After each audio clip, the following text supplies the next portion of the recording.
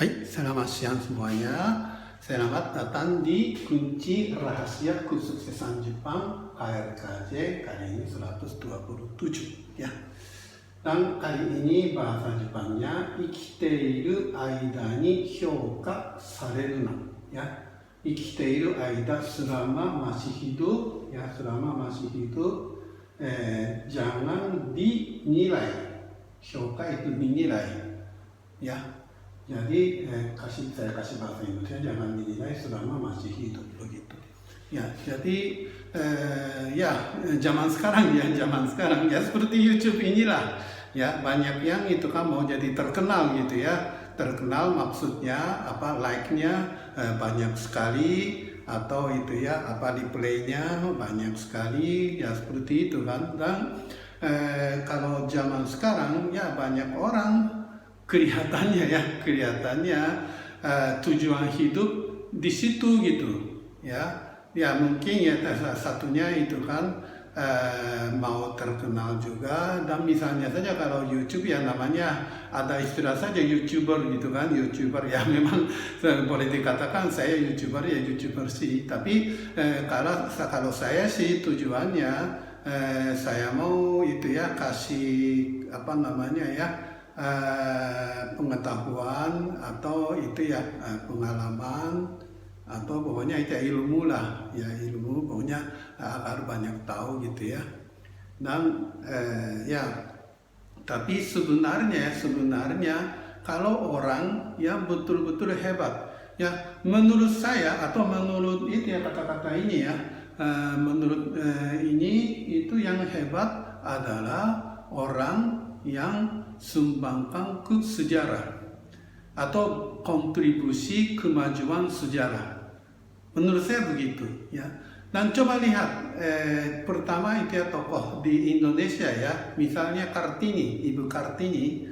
Sebenarnya kalau Ibu Kartini itu, selama Ibu Kartini hidup, Ibu Kartini hampir semua orang Indonesia tidak tahu adanya Ibu Kartini. Tapi ya karena adanya Ibu Kartini ya, pendidikan khususnya pendidikan wanita di Indonesia maju kan. Saya betul-betul mengakui, misalnya saja menteri atau itu ya di wakil menteri atau itu ya apa namanya kepala-kepala itu ya di bawah menteri ya, karena saya penerjemah ya, saya sering ketemu pejabat-pejabat pemerintah. Wah, ternyata banyak sekali ibu-ibu.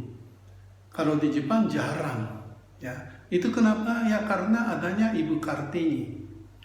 Dan Ibu Kartini kenapa ya, kenapa Ibu Kartini jadi terkenal, diakui, dikenal sama seluruh rakyat Indonesia? Karena apa?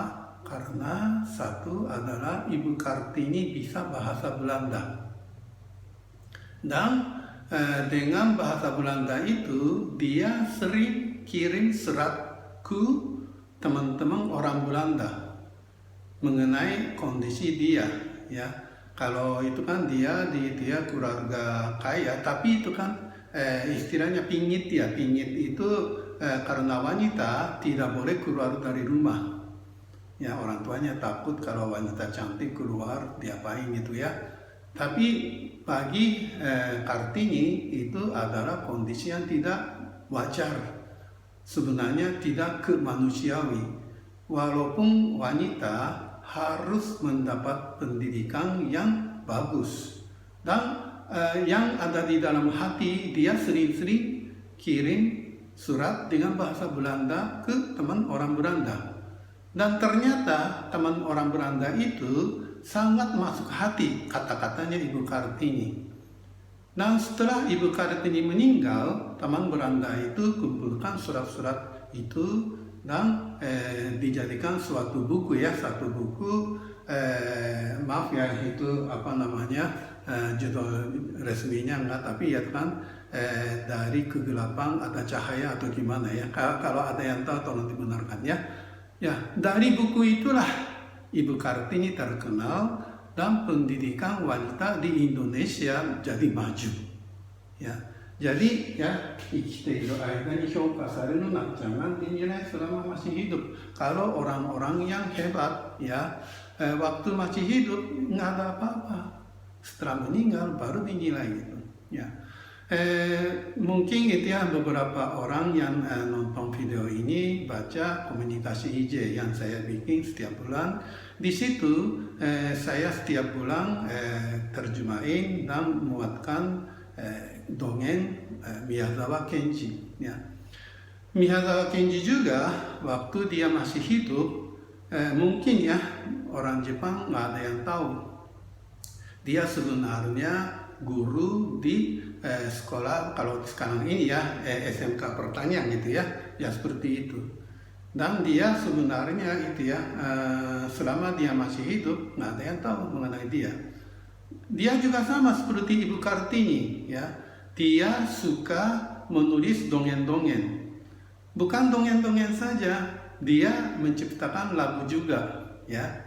Dan setelah dia meninggal ya, tulisan-tulisan dia ditemukan oleh siapa dan itu dijadikan buku atau diumumkan.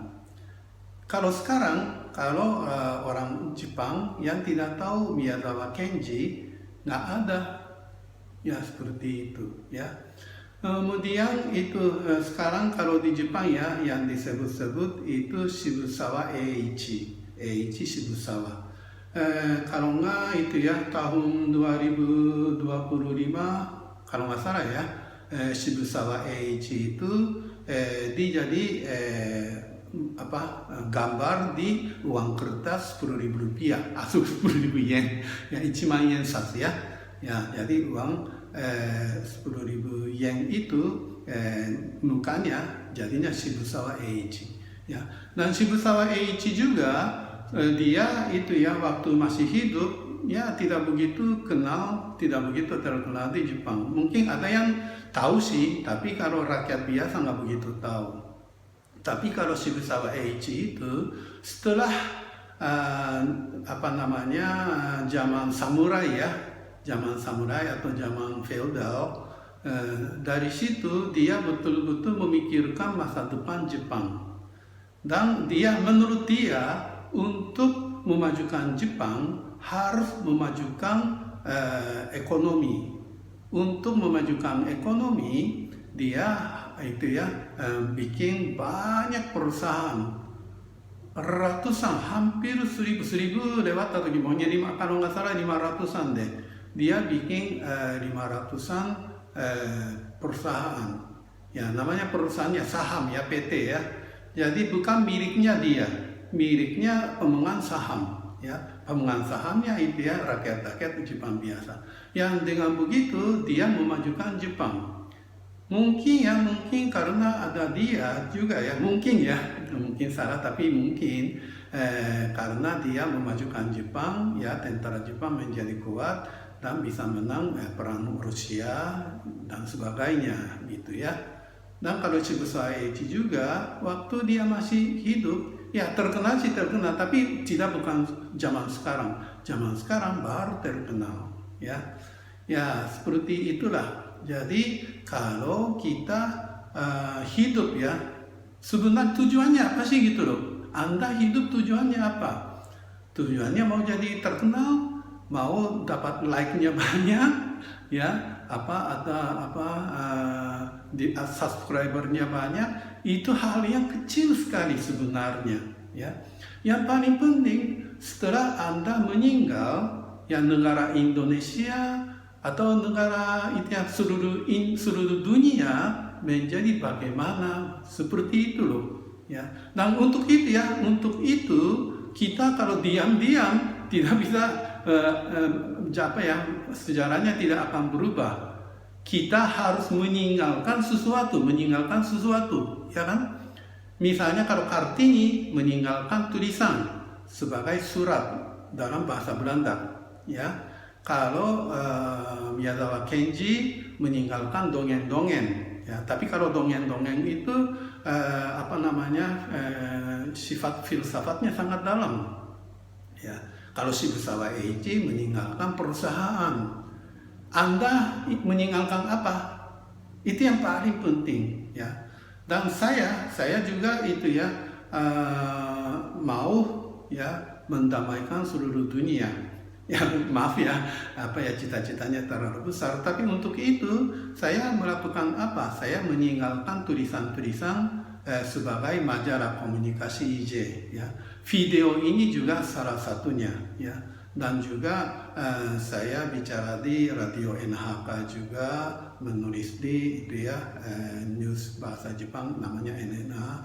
Ya, saya anggap usaha saya seperti itu untuk masa depan ya. Jadi misalnya YouTube ini ya, saya sedang rekam gambar ini juga, saya selalu memikirkan walaupun 100 tahun yang akan datang pun kalau orang yang nonton ada maknanya gitu. Mudah-mudahan ya.